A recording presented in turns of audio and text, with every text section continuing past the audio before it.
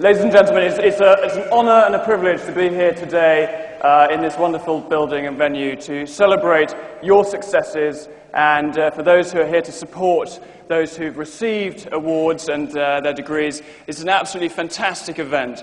Now, I guess I'm here to entertain a little bit, perhaps. And as means as a little bit of an introduction as to who I am, if you haven't already flicked through the booklet that you've got. My name's Meyer, I'm 24 years old, so it was a little bit weird shaking the hands of some of the older and more mature students, but many congratulations to them all. But I started climbing when I was about 12 years old. And you're probably thinking, well, how did you get into climbing? Why climb? Why do that? Why do such a sort of a bizarre and illogical sport where the whole idea is just to try and be a little bit higher than everybody else?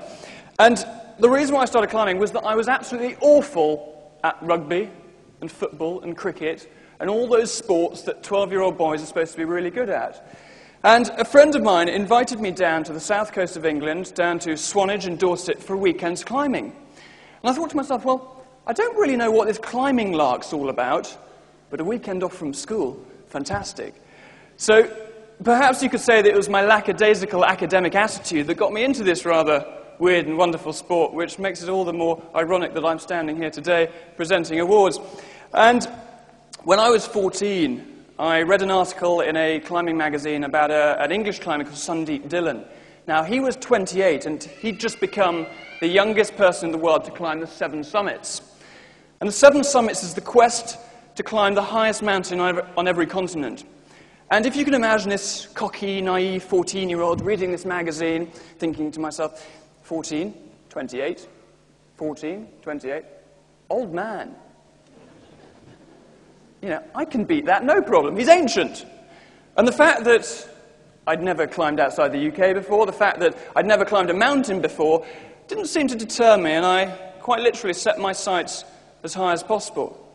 I was incredibly lucky when I was 15 to reach the top of Kilimanjaro, the highest mountain in Africa, and actually reach the summit to watch the dawn on the 1st of January 2000. So as you can imagine, a pretty impressive...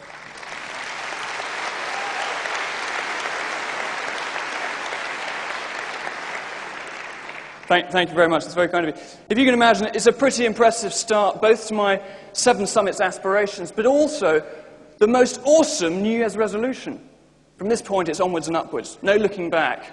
You know, we're going to shoot for the moon here. After Kilimanjaro, it was off to Mount Elbrus in the Caucasus, which is the highest in Europe, then down to South America to climb Aconcagua, and then up to North America, to Alaska, to climb Mount Denali, which is also known as Mount McKinley. Now, Denali has a nickname within the climbing fraternity as the coldest mountain in the world. And whilst we were there on Denali, we got down to a temperature of minus 38, which is pretty chilly. However, I think that whoever had given it the title of the coldest mountain in the world had obviously never been climbing in the Antarctic, and more specifically on Mount Vinson.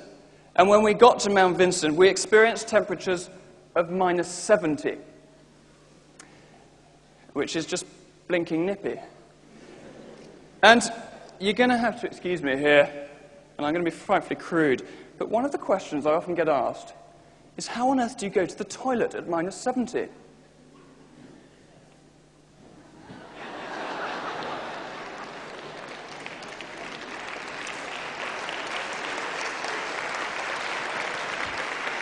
Now, unfortunately, it didn't have a flush, so the answer to the question is you have to go as quickly as possible, because things freeze pretty quickly, you know, if you leave anything dangling around. And, ladies, I do apologize in advance, but just to furtherly illustrate this point, if you can imagine that you're standing there as a gent, having a pee at minus 70, and you have this yellow icicle building up towards you. And you're thinking, crikey, I do hope I finish before that reaches me. Otherwise, I might become rather a permanent fixture here. And I'm going to have to change my name from Jake to Jackie. And that would be frightfully unfortunate. Now, just in case any of you are wondering, thank goodness I still have all my 21 dingly-dangly bits. And And after the Antarctic and surviving the toilet habits out there, it was then a trip out to Australia to climb Kosciuszko, and then, of course, with 6 of the 7 summits under my belt, it was off to Everest. Now, usually when I talk about Everest, I go on for about an hour, and I realise that all of you have homes to go to, and you don't want to be hanging around here for the rest of the weekend. So I'm going to sort of condense it all down into a very quick, sudden ascent from, we'll say, sea level to the top of the world. And I guess concentrating on one particular point on the mountain. Now, we're going to fast forward up to camp, well, what we call Camp 1, but it was actually about the 4th camp up the mountain. This is at 7,000 meters. So imagining that you're not sitting in your nice, comfortable chairs anymore in this nice, warm venue. You're at -30, and you're huddling in a tent, and you're getting ready to try and climb to the top of the world, to the top of Mount Everest. Now, the summit of Everest is just over 29,000 feet high, similar sort of height as jetliners fly. Not only that, but it's up into the jet stream. The winds up there average anything between 120 and 150 knots. So again, not the kind of thing that you want to be flying a kite in, let alone going and climbing in. So for us, trying to forecast the weather and prepare ourselves to go for the summit on the right day was incredibly difficult. There's also an incredibly small amount of oxygen up there. On the summit itself, there's only 30% of the oxygen that there is here at sea level. They say that if we chucked you into a helicopter, flew you to the top, and you jumped out, and you didn't have supplementary breathing apparatus on, you'd be unconscious within about half an hour and dead within 2. And it's that extreme, and it's that severe environment that you cannot let your guard down at any point. So at day 61 on the expedition, we were poised at Camp 1, ready to go for the top, and we had the weather report come in that it was going to be clear for the next couple of days. The summit winds were going to dip down to about 30 knots, and we were going to go for it. And as you can see, starting from the stage, I guess, 7,000 meters, we'd push up a long snow slope to 7,500 meters, where we'd start using oxygen, and then on to Camp 2, and then Camp 3 at 8,300 meters, and then hopefully, if everything was all right and we're feeling strong enough and the weather still held out, we would then push on to the summit in about 3 days' time. To start with, the going was pretty easy and pretty good. It was quite steep, but it was gently steep. You weren't sort of climbing over rocks and things. So you were climbing up this steady, steep snow face, and we were feeling pretty strong.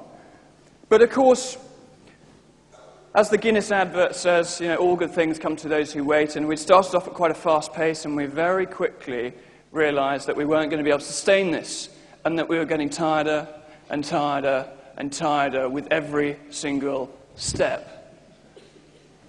And you'll have to excuse the inane grin on my face at this point. I'm purely just posing for the camera as usual.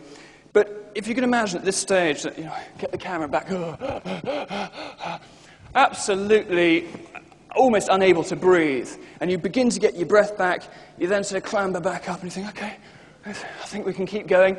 1, 2. And it's literally a case of hardly being able to put one foot in front of the other without wanting to sit down, without collapsing.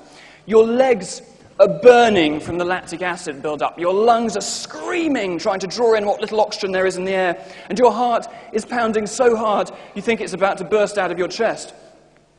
And a little voice in the back of your head is going, Jake, are you doing this for fun?